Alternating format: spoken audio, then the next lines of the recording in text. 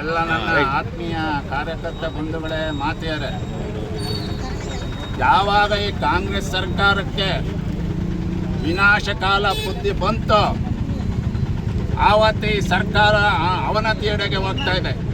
ಇದರ ನೇತೃತ್ವವನ್ನು ಸಿದ್ದರಾಮಯ್ಯನವರು ವಹಿಸಿರ್ತಕ್ಕಂಥದ್ದು ಅತಿಶಯೋಕ್ತಿ ಏನಲ್ಲ.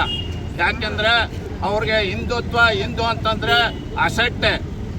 ಅದರ ಒಂದು ಪ್ರತೀಕವಾಗಿ ಏನು ಕೇಂದ್ರದಲ್ಲಿ ಕಾಂಗ್ರೆಸ್ನ ಮಹಾನ್ ನಾಯಕರುಗಳು ಇದರಿಂದ ಇದ್ದಾರೆ, ಅದೆಲ್ಲವೂ ಹೊರಗಡೆ ಬರಬೇಕು. ಬಂದಾಗ ಇವರ ಸಂಪೂರ್ಣ ಕಾಂಗ್ರೆಸ್ ಇಡೀ ದೇಶದಲ್ಲೇ ಬೆತ್ತಲೆ ಆಗೋದ್ರಲ್ಲಿ ಯಾವುದೇ ಅನುಮಾನ ಇಲ್ಲ, ಸಂಶಯ ಇಲ್ಲ.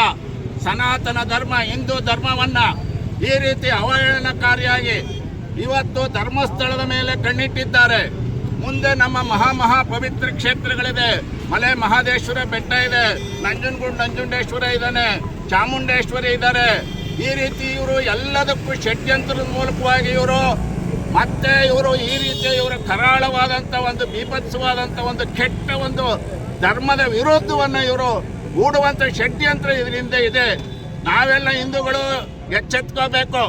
ಈ ಕಾಂಗ್ರೆಸ್ ಸರ್ಕಾರ ಇಂಥ ಒಂದು ಕೇವಲ ಒಂದು ವರ್ಗದ ಅಲ್ಪಸಂಖ್ಯಾತರ ಓಲೈಕೆಗೋಸ್ಕರವಾಗಿ ಯಾವ ಒಂದು ತಾಳ್ಮೆ ಮತ್ತು ಸಹಿಷ್ಣುತೆಗೆ ಹೆಸರಾಗಿರ್ತಕ್ಕಂಥ ಹಿಂದೂ ಧರ್ಮದ ಮೇಲೆ ಮಾತ್ರ ಯಾಕೆ ನೀವು ಈ ರೀತಿ ಪ್ರಹಾರವನ್ನು ಮಾಡ್ತಾ ಇದ್ದಾರೆ?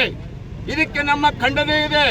ನೀವು ಇದೇ ರೀತಿ ಹೋದರೆ ನಿಮಗೆ ತಕ್ಕ ಶಾಸ್ತಿಯನ್ನು ಇಡೀ ದೇಶದ, ಇಡೀ ರಾಜ್ಯದ ಎಲ್ಲ ಸನಾತನ ಧರ್ಮ ಹಿಂದೂಗಳು ಸಹ ಕಲಿಸ್ತಾರೆ ಅಂತ ನಾನು ಈ